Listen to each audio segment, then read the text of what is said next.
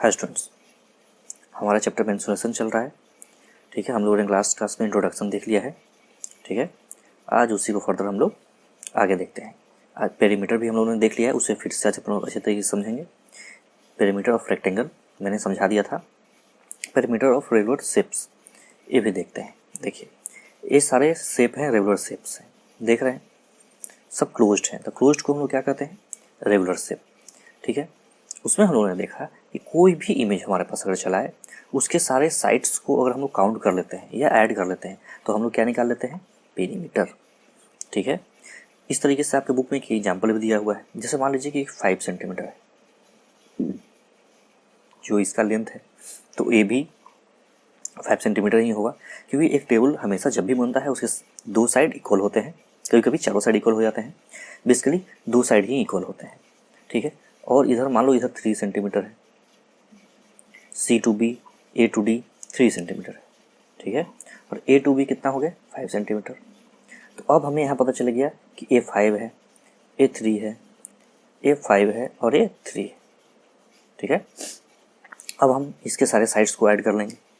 जब हम इसके सारे साइड्स को ऐड करेंगे तो हमें कितना मिलेगा? देखिए 5 3 5 3, टोटल कितना हो गया? 16 सेंटीमीटर। ये आप कोई भी वैल्यू ले सकते हैं और कोई भी वैल्यू लेके, बेसिकली मैंने आपको इसमें क्या सिखला दिया? पेरीमीटर निकालने के लिए मैंने इसके टेबल के सारे साइड्स को कुछ नंबरिंग दे दिए। ठीक है, और आपके क्वेश्चन में, बुक में ये सारे डिजिट्स दिए रहेंगे, ये सारे नंबर्स दिए रहेंगे, आपको सिर्फ उन्हें क्या करना है? ऐड करना पड़ेगा। ठीक है, इस तरीके से और भी आपके बुक के, पेन के सारे नंबर को आपको ऐड कर लेना है और फाइनली आप उसे क्या निकाल लेंगे? जिससे आपके बुक है ना, इस तरीके से मान लीजिए बुक है, ये बुक हो गए, तो उसके सारे साइड्स को आप मेजर कर लीजिए। मान लीजिए कि ये 3 सेंटीमीटर है, ये 4 सेंटीमीटर है। ठीक है, तो आप फिर उसको ऐड कर लेना है। ठीक है, तो ये हो जाएगा आपका। यहाँ आते हैं, Meera went to a park. Meera एक पार्क में गई। चलो भाई देखते हैं, मीरा एक पार्क में गई जिसका लेंथ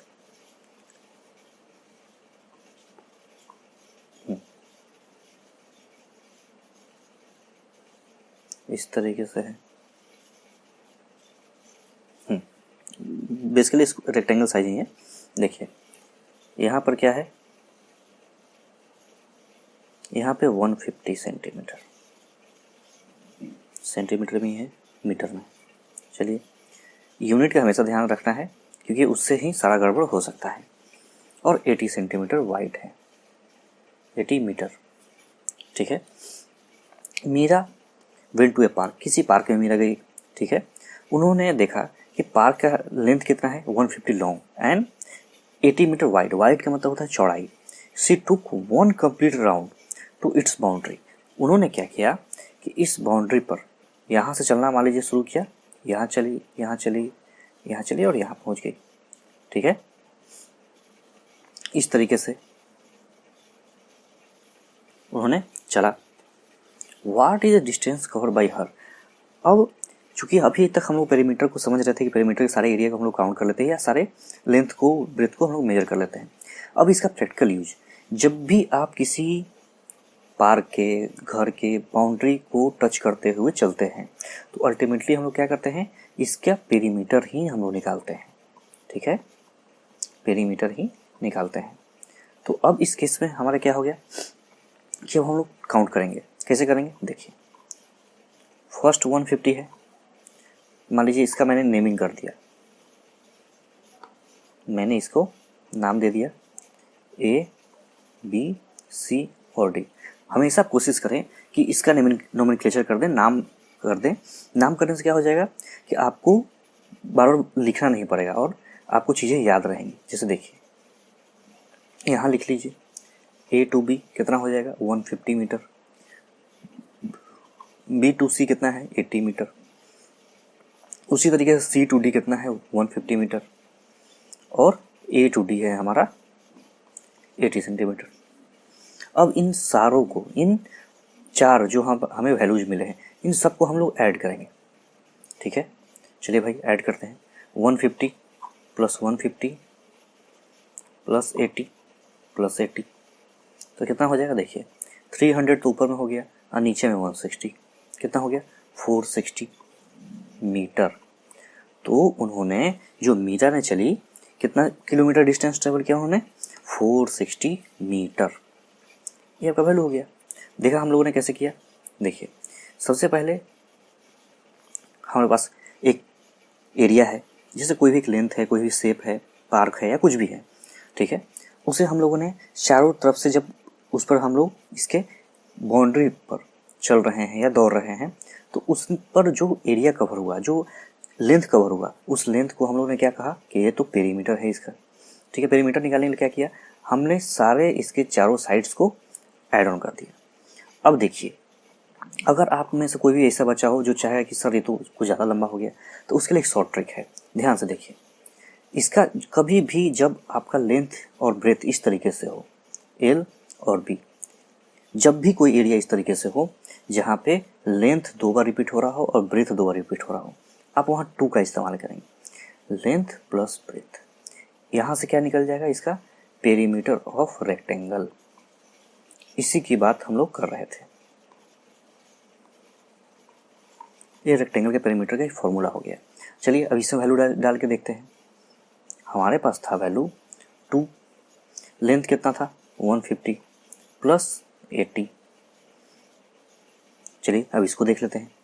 2 से मल्टीप्लाई होगा, इन दोनों को ऐड करेंगे कितना हो जाएगा 3, और ये वैल्यू हो जाएगा 2। वैल्यू कितना आ गया 460।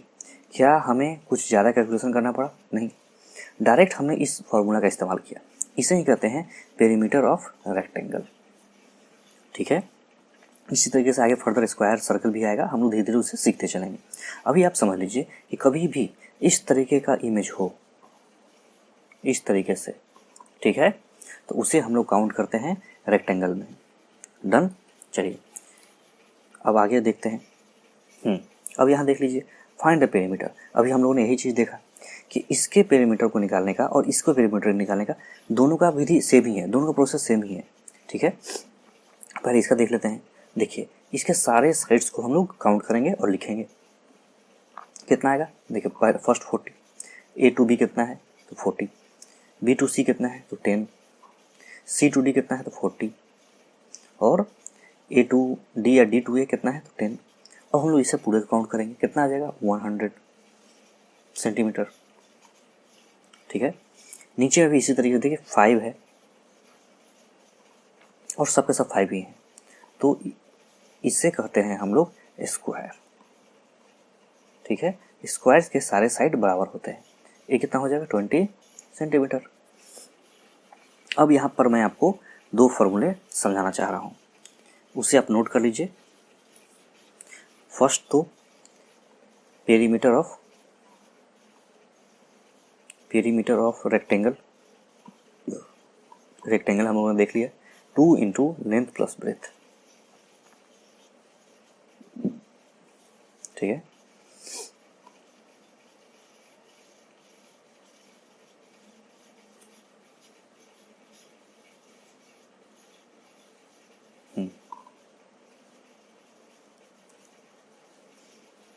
रेक्टेंगल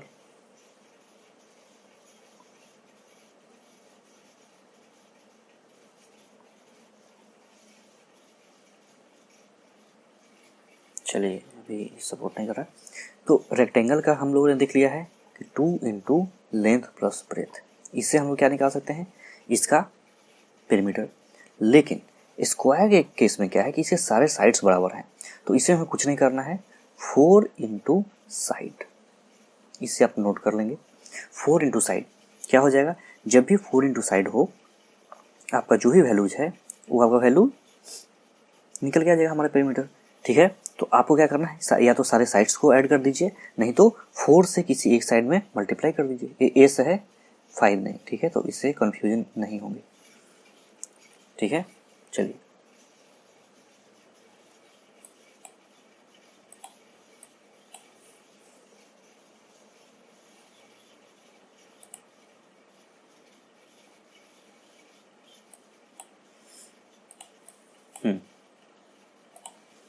अब आ जाइए।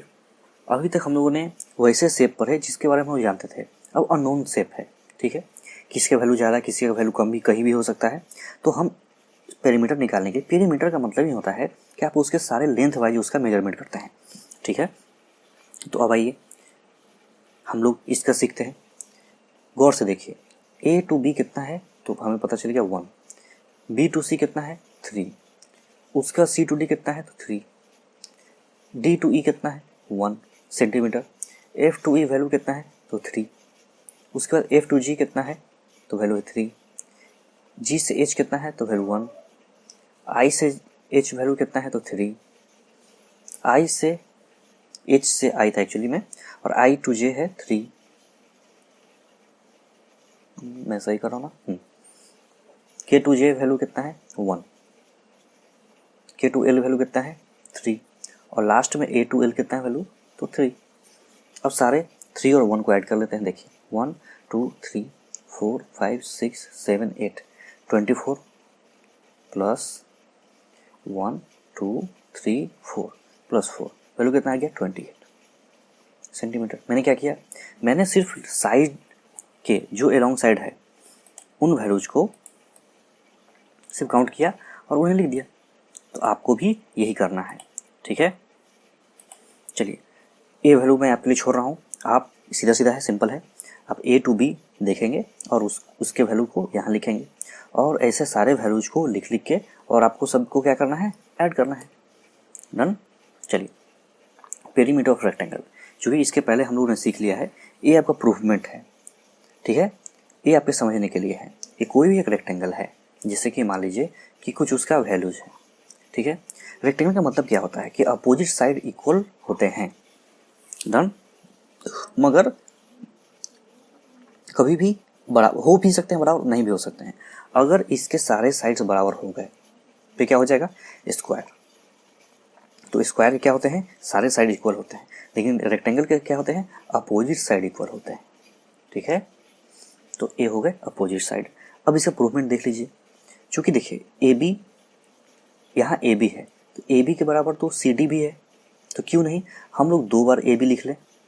उसी तरीके से जो बी सी है वैल्यू, ठीक है, same to same A D के बराबर है, तो क्यों ना हम लोग इसे दोबारा लिख लें। तो देखिए यहाँ 2 ए बी हो गए, तो दोनों ए बी को एक साथ लिख लिया, दोनों बी सी को एक साथ लिख लिया, ठीक है। और इस तरीके से हमारा एरिया पेरीमीटर ऑफ रेक्टेंगल निकल के सामने आ गया, जो कि ए है उसका फाइनल फार्मूला, एक लेंथ के अकॉर्डिंग और एक ब्रेथ के अकॉर्डिंग, ठीक है। देखिए remember that opposite side of a rectangle are equal, A B equal to C D and A D equal to B C.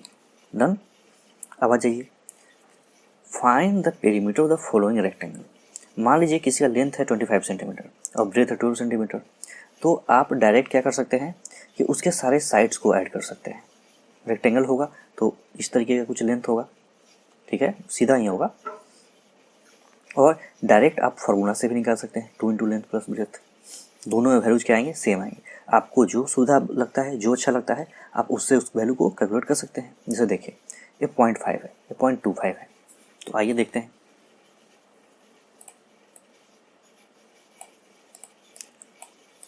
Point 5 काम नहीं कर रहा है, ये 0.5, तो यहाँ देखिए मैं डायरेक्ट फार्मूला से पुट करता हूँ, 0.5 प्लस 2.5, ठीक है। इसका वैल्यू आ जाएगा, जब आप करोगे तो 7.5, और 7.5 का वैल्यू कितना होता है, डबल 1.75 मीटर।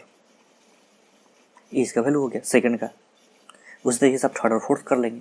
तो इसमें समझने का बस यही है कि पेरीमीटर हम जब भी निकालते हैं क्या होता है, 2 into length plus breadth. Length कहाँ होता है, देखिए ए हो गया इसका लेंथ, ए वैल्यू हो गया इसका लेंथ, और ये हो गया ब्रेथ। जो लंबा होगा उसे ही हम लोग लेंथ कहते हैं।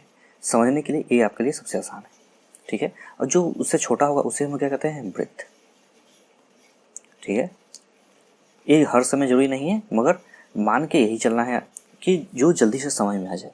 लेंथ मीन्स लंबा, जो ज़्यादा लंबा होगा, ठीक है। चलिए अब एक आध सॉल्व एग्जाम्पल करते हैं और आज के टॉपिक को यहीं रखते हैं। देखिए एक छोटा सा example, Savannah wants to put a lace border all around a rectangle table.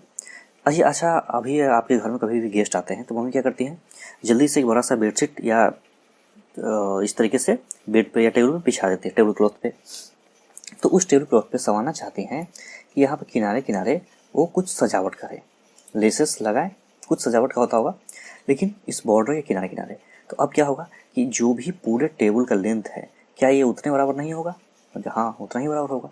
तो देखिए 3 metre long and 2 metre wide, 3 metre long and 2 metre wide, ठीक है, मीटर यूनिट में है तो मीटर में लिख लेंगे। Find the length of the less required by Shabana. अब उसको उन्हें क्या करना है, इस पूरे टेबल के किनारे किनारे इस तरीके के लेसेस लगाने हैं, कुछ सजावटी सामान, ठीक है। तो इस तो पूरे टेबल में लगेगा, आधा हिस्सा इधर दिख रहा है, उसके पीछे भी होगा तो उधर भी दिखेगा, ठीक है। तो अब हमें सोचिए कि क्या करें कि इस पूरे लेंथ का वैल्यू हम लोग निकाल पाए, कितना टोटल लगेगा। तो हमने जाना कि अगर हम पेरीमीटर निकाल देते हैं इस लेंथ का, ठीक है, इस टेबल क्लॉथ का, तो हम वैल्यूज को आपके टोटल पेरीमीटर निकाल सकते हैं, जो टोटल लेंथ रिक्वायरमेंट है। तो देखिए length of rectangle table cover 3 metre breadth and rectangular table 2 metre, length 3 metre है और उसका ब्रेथ है 2 metre. Savannah wants to put a lace border all around the table cover. Savannah चाहती हैं कि इस पूरे जो टेबल क्लॉथ है उसके बॉर्डर के ऊपर में वो कुछ लेसेस लगाना चाहती हैं, कुछ सजावटी सामान। Therefore, the length of the lace required will be equal to the perimeter of the rectangle table cover. जो लेंथ लगेगा उसमें, जितने भी लेसेस किनारे किनारे उस टेबल क्लॉथ के लगेंगे, उसे ही हम लोग क्या कहते हैं, पेरीमीटर। पेरीमीटर में क्या हो गया, उसके टोटल लेंथ ब्रेथ जो भी लग रहे हैं ऊपर से। देखिए the perimeter of the rectangle cover by 2 into length plus breadth. हमें पेरीमीटर निकालना आता है, उसके लेंथ और ब्रेथ को ऐड करके 2 से मल्टीप्लाई कर देंगे तो हमें कितना मिल जाएगा, 10 मीटर। 10 मीटर हमें लेसेस चाहिए, ठीक है। इस तरीके से हम लोग ने देख लिया कि कैसे हम लोग किसी भी ऑब्जेक्ट का, किसी भी मटेरियल, किसी भी शेप का पेरीमीटर निकाल के हमें ये पता चल जाएगा। अगर कोई बाउंड्री के चारों तरफ दौड़ रहा है तो उसका लेंथ हम निकाल लेंगे। अगर कोई कहीं बॉर्डर लगाना चाह रहा है, कहीं कोई लेसेस लगाना चाह रहा है किसी भी लेंथ के अकॉर्डिंग, तो हम उसका वहाँ उसका पेरीमीटर अगर निकाल लेते हैं तो हमें टोटल उसका लेंथ का पता चल जाता है, ठीक है। चलिए आज इसको यहीं